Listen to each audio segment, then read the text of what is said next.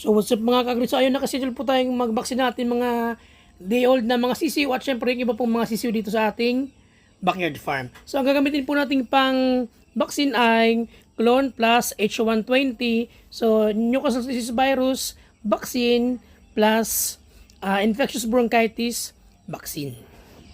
Ang CLON plus H120 vaccine po ay available sa Halyones Agribit Feed Supply na matatagpuan po sa San Jose, Baybayin, Buhi, Camarines Sur, at available na rin po sa kanila ang Super 4 na bagong gawa ng Battlecock na meron pong B12, B-complex, liver extract at folic acid. At ito pong kauna-unang produkto na merong 40 microgram ng B12 kaya napakaganda po sa conditioning ng ating mga isasabong or nasa cording area natin at pwede rin po sa ating pagkukondisyon ng mga isasalang sa breeding at yung ating pong mga stags.